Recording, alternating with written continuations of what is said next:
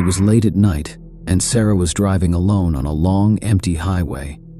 The road stretched endlessly before her, surrounded by darkness. She hadn't seen another car in hours. Her phone had no signal, and the only sound was the hum of her car engine. She glanced at her fuel gauge and frowned. The needle was dangerously close to empty. Panic began to creep into her chest. There wasn't a gas station in sight, and she had no idea how far the next one might be. As she drove on, she spotted a faint glow in the distance. A neon sign flickered weakly, spelling out gas in big red letters. Relief flooded through her. She pulled off the highway and turned onto a narrow gravel road that led to the station. The gas station looked old and run down. The paint on the building was peeling, and the windows were caked with dirt. A single pump stood under a rusty canopy. The neon sign buzzed faintly, casting eerie red light over the empty lot. Sarah hesitated for a moment. Something about the place felt wrong, but she had no choice. She needed gas. She parked her car next to the pump and stepped out. The air was cold, and the silence was unsettling. She looked around but saw no one. The station appeared abandoned. "Hello?" she called out, her voice echoing in the stillness. No answer. She walked to the door of the small building and peered inside. The lights were dim, and the shelves were covered in dust. It looked like no one had been there in years. She knocked on the door, but it didn't budge. Frustrated, she returned to the pump. There was an old card reader attached to it, but it didn't look functional. Sarah sighed and decided to try her luck. She inserted her card, and to her surprise, the screen lit up. "Select fuel type," it read. Sarah chose regular and lifted the nozzle. The pump rumbled to life, and she began filling her tank. As she waited, she felt a sudden chill. It was as if the temperature had dropped several degrees. She looked around nervously but saw nothing unusual. The tank finally clicked full, and Sarah returned the nozzle to its place. She climbed back into her car, eager to leave the creepy station behind. She turned the key in the ignition, and the engine roared to life. But then she saw it. In her rearview mirror, a figure stood at the edge of the gas station lot. It was a man, tall and thin, with a tattered coat hanging off his bony frame. His face was obscured by shadow, but she could feel his gaze fixed on her. Sarah's heart raced. She locked her doors and shifted into drive. The figure didn't move as she sped away, her tires kicking up gravel. As she merged back onto the highway, she glanced in her mirror again. The figure was gone. For a while, Sarah drove in silence, trying to shake the eerie feeling. She told herself it was nothing, just her imagination playing tricks on her. But the uneasy feeling lingered. About 20 minutes later, she noticed something strange. The road seemed different. The highway signs were gone, and the pavement looked cracked and old, as if no one had maintained it for years. She hadn't seen another car since leaving the gas station. Panic began to creep in. She checked her phone again, but there was still no signal. Her hands tightened on the steering wheel as she tried to focus on the road. Then she saw it. A gas station. Her heart sank. It was the same gas station she had just left. The same peeling paint, the same rusty canopy, and the same flickering neon sign. She had driven in a straight line, so how was this possible? "No," she whispered to herself. "This can't be real." She drove past the station, refusing to stop. She pressed the gas pedal harder, determined to put as much distance between her and that place as possible. But after another 20 minutes, her headlights illuminated a familiar sight. The gas station. It was as if she were trapped in a loop, endlessly returning to the same spot. She slammed her hands against the steering wheel in frustration. "This doesn't make any sense," she yelled. She parked her car and got out, trembling. The air was colder now, and the silence felt suffocating.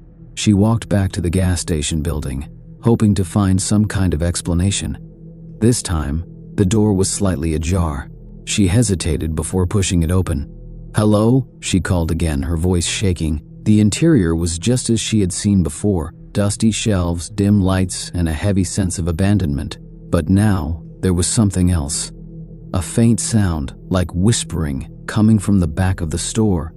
"Is someone there?" she asked, her voice barely above a whisper.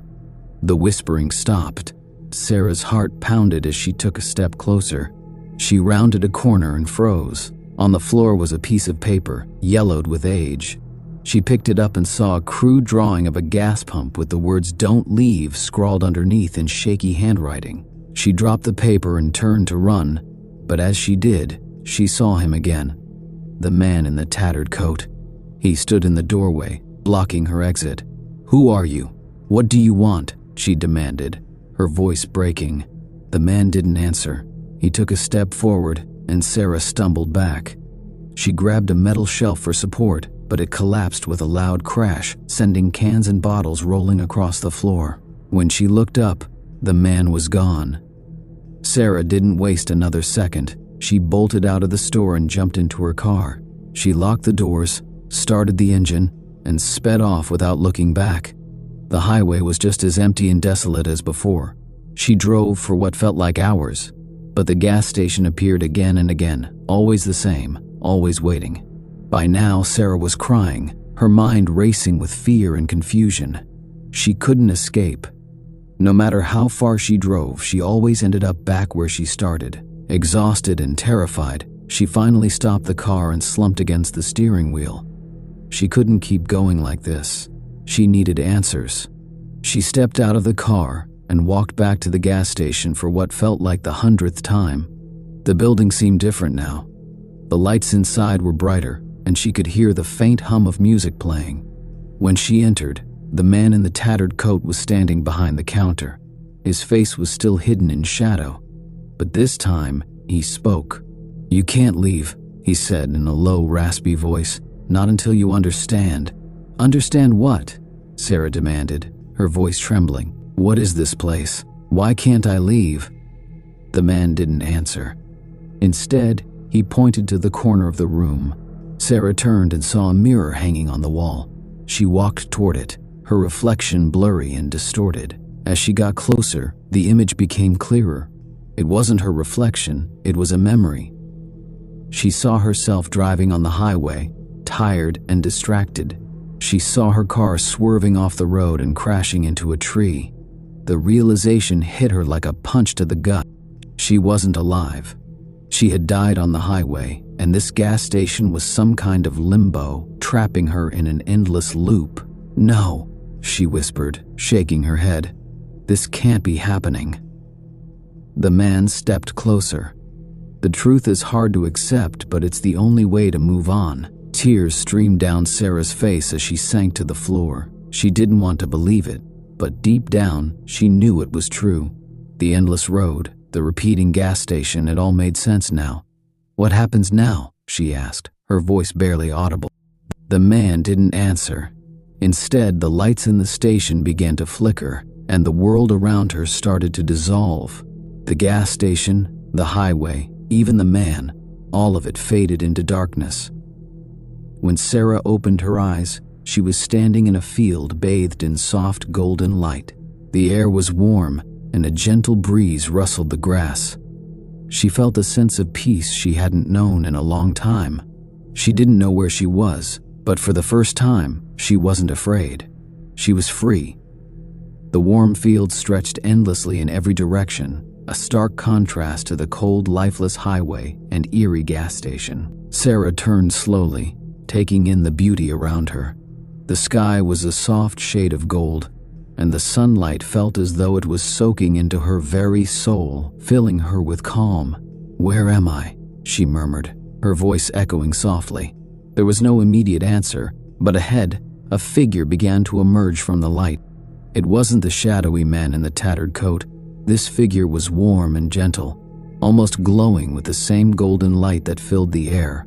As the figure grew closer, she realized it was a woman, dressed in a flowing white gown. Her eyes sparkled with kindness, and her smile held a wisdom that felt ancient yet comforting. "Sarah," the woman said, her voice like a melody on the wind. "You've come to the end of your road." "The end?" Sarah asked, her heart sinking slightly. "What does that mean? What happens now?" "You've been caught in between. the woman explained. "The place you were in, the gas station, was a manifestation of your struggle. A part of you couldn't accept what had happened. You were lost, unable to move forward." "Why was it so terrifying?" Sarah asked, her voice trembling as memories of the looping gas station flickered in her mind. "Fear is a powerful force," the woman said gently. "It clings to us in times of confusion, feeding off uncertainty and regret. The man you saw, he wasn't your enemy. He was there to guide you, though his methods may have seemed harsh. He wanted you to understand." "Understand what?" Sarah asked. "That your journey had ended. But it wasn't a punishment, Sarah. It was a chance for you to find closure, to confront your fears, and to realize that moving on isn't about forgetting, it's about embracing the truth." Tears welled in Sarah's eyes, but they weren't tears of sadness. For the first time since the crash, she felt a sense of clarity. The chaos of the gas station, the eerie man, even the whispers, it all made sense now. It had been her mind, trying desperately to reconcile with the truth she didn't want to face. "Is this heaven?" she asked, looking around the golden field. The woman smiled. "Not quite. This is a place of transition, a place where you can let go of the pain and confusion of your passing. When you're ready, you'll move on to what's next. Where that is, no one can say. It's different for everyone." A soft breeze swept through the field, and with it came a sound, a faint melody, like the chiming of distant bells. It filled Sarah's heart with warmth and brought memories rushing back. Her childhood, her family, moments of joy and laughter. She saw the faces of her loved ones, frozen in time, waiting for her in a place beyond her imagination.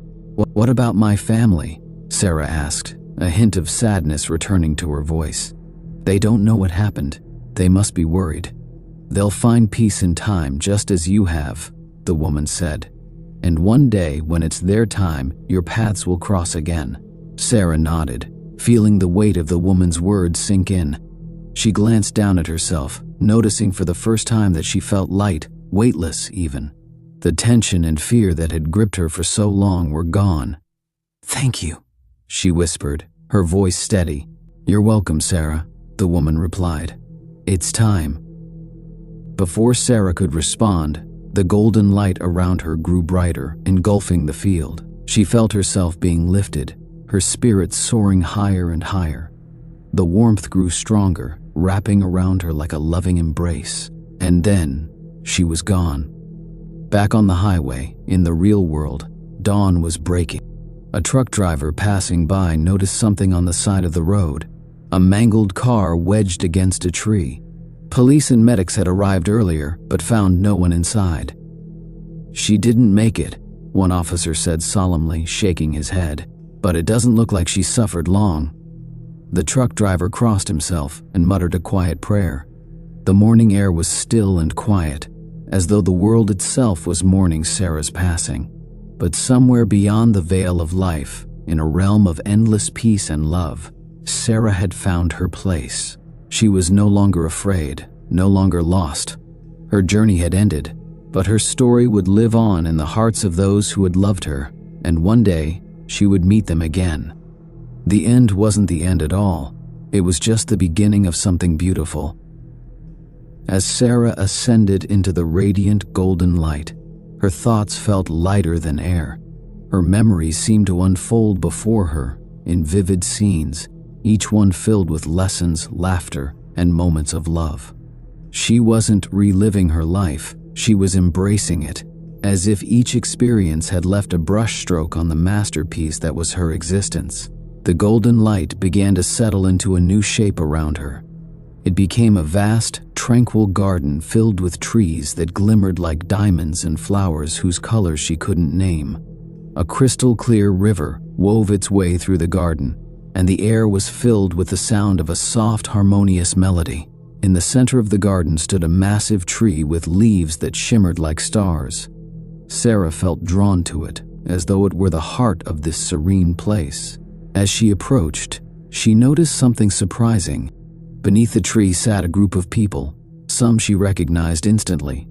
Her grandmother, who had passed away when she was a child, smiled warmly at her. Her high school best friend, who had died in an accident years ago, waved cheerfully. There were others she didn't immediately know, but as she looked at them, memories and connections emerged. "Sarah," her grandmother called, standing to embrace her. The hug felt more real than anything she had ever experienced. "It's so good to see you."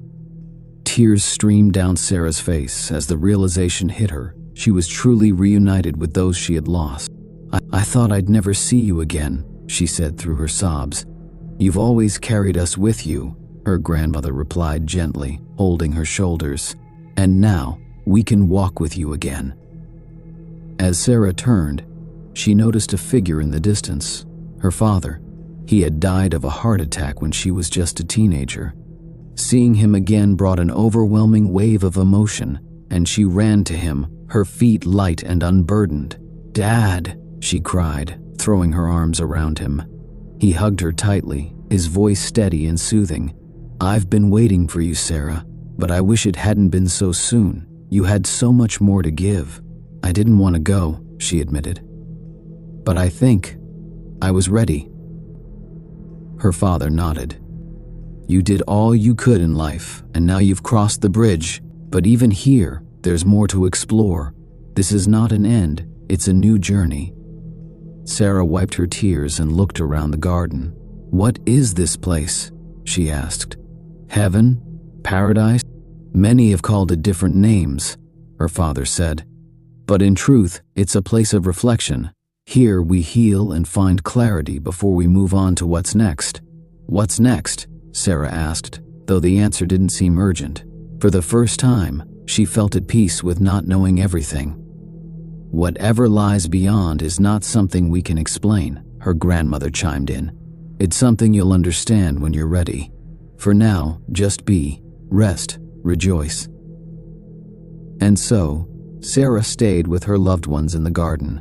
She talked, laughed, and reminisced about her life on Earth. Time, as she knew it, no longer seemed to matter. Each moment stretched beautifully, allowing her to fully appreciate the joy and comfort of being surrounded by those she cherished. One for what Sarah thought of as a day, a new presence appeared. It was the woman in white, the same serene figure who had guided Sarah earlier. She approached Sarah with a kind smile.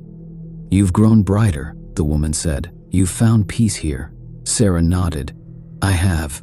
Thank you for helping me when I was lost." The woman gently placed a hand on Sarah's shoulder. "The time is coming for your next step.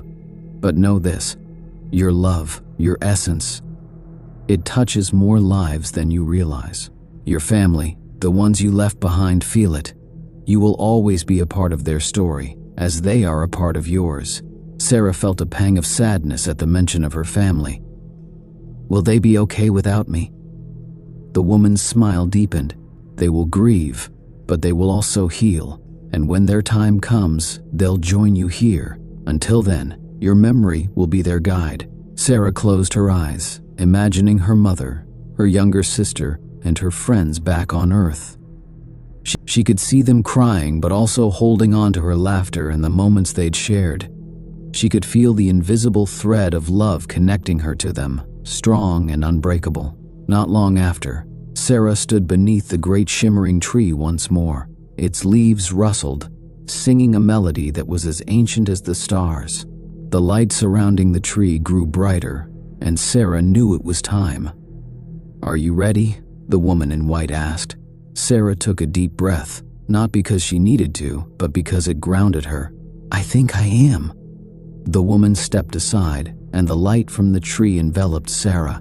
She felt herself being lifted again, not with fear or confusion this time, but with purpose and curiosity. She didn't know what lay ahead, but she knew one thing for certain: she wasn't alone. And as the golden light embraced her fully, she whispered, "Thank you." The world of the garden faded away, and Sarah's next journey began. Back in the garden, her loved ones watched as her light ascended. They smiled knowingly, their hearts full of hope, for they too had taken that step once, and they knew she was heading towards something beautiful. Wherever Sarah was now, she was free, and she was home. Sarah's departure from the garden was not an ending, but a transformation. As she ascended through the golden light, her awareness began to shift. It wasn't a physical space she entered, but something far greater, something that felt infinite and yet intimately connected to her. The light around her wasn't just light, it was love, knowledge, and unity. She became aware of countless other souls, each shimmering like stars in a vast, infinite sky. Some felt familiar, as though she had known them long ago. Others were new, their presence radiating warmth and kindness. And then she heard it, a collective voice, not in words, but in feelings and thoughts. "Welcome, Sarah," it said, resonating within her very being. "You have arrived at the source." "The source?" Sarah asked, though her question was more a thought than spoken word. "The place from which all things begin, and to which all things return. Here, you will understand, create, and prepare for what is to come." Sarah felt no fear, only wonder. She realized she was no longer confined by a physical body. She was a presence, pure and radiant, free from all the limitations she had known. The source enveloped Sarah in memories, not just her own, but the intertwined experiences of those she had affected in life. She saw herself through the eyes of her mother, feeling the joy and pride her mother felt during her first steps. She felt the sorrow of her sister when they had their last fight before her death. She experienced the gratitude of the stranger whose life she'd unknowingly saved with a simple kind word on a difficult day. Every connection, every moment, rippled outward, creating threads in the vast tapestry of existence. "You were never just one," the source explained. "You were always many, just as many are always part of you." It was an overwhelming truth, but it brought no discomfort. It simply was. Sarah thought about her life on Earth. All the mistakes, all the joys, all the fleeting moments she had once dismissed as insignificant, they all glowed here with an equal light, bound by meaning and purpose. "I see now," she thought. "Even the smallest acts have infinite value." As she rested within the source, Sarah realized she had a choice. The voice or presence of the source explained, "You may remain here, where you will continue to grow and contribute to the unity of existence. Or, if you wish, you may return to the material realm. Many choose to do so, carrying with them lessons learned to help others and continue the great cycle."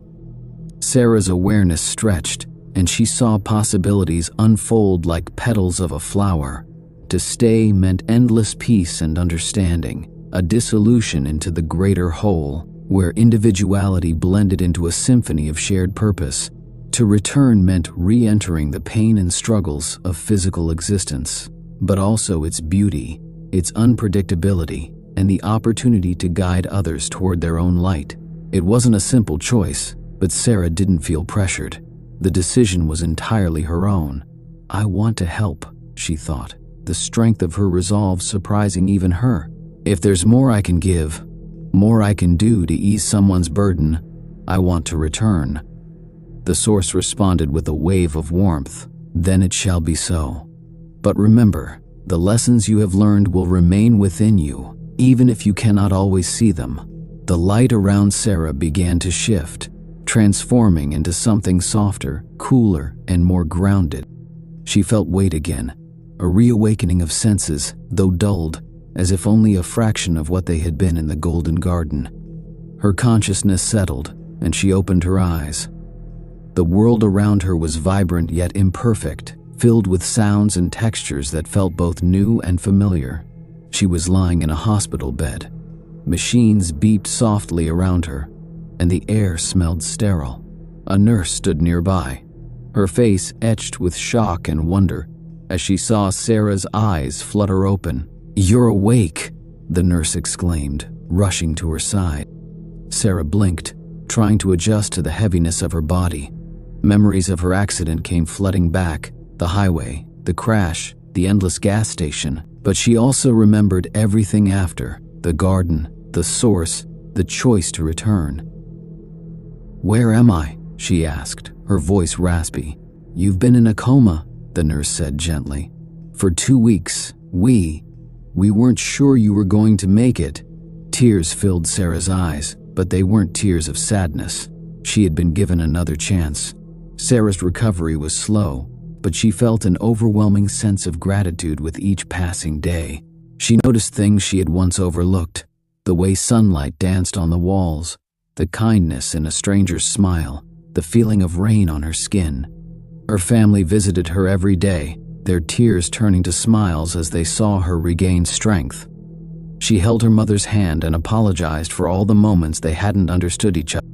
She hugged her sister tightly, vowing never to let a fight keep them apart. But Sarah also felt a quiet calling, an urge to do more. She began volunteering at local shelters, speaking to those who felt lost or hopeless. Her words carried a strange weight now, as if the experiences she had lived and those she had witnessed in the source had left her with an innate wisdom. People would often tell her, "It feels like you see right through to my soul." And maybe she did. Sarah's second chance at life wasn't without challenges, but she faced them with a renewed spirit. She had learned that every act, every choice, created ripples far beyond what the eye could see. When she looked at the night sky, she sometimes thought she could feel the other souls from the source watching her, cheering her on, reminding her that she was never truly alone. Her journey on Earth was far from over, but she now understood something profound. Life wasn't about the destination. It was about the moments, the connections, and the love we create along the way. And as Sarah walked forward, she carried the light of the source within her, a reminder that no matter where the road led, she would always find her way back to the endless, radiant unity of existence. It was a dark and lonely night. James was driving home from his college in the middle of nowhere. The road was long and empty, with only his car's headlights cutting through the darkness. He was low on gas, so when he saw a small gas station ahead, he felt relieved. The gas station was old and falling apart. A flickering neon sign above the building said "Open," but the P kept blinking off. There was no one else around, no other cars in sight. James pulled his car into one of the pumps, grabbed his wallet, and stepped outside. The air was still, too quiet, almost as if the world had stopped. James thought it was odd, but he shrugged it off. He walked up to the small booth and knocked on the glass. Inside, an old man with gray hair and a tired face sat behind the counter. He didn't move, just stared at James with wide eyes. "Hello? Can I fill up my car?" James asked. The old man finally blinked. His voice was raspy as he pointed at the pump. "Go ahead. Pay after." James nodded and went back to his car. As he started pumping gas, he felt like someone was watching him.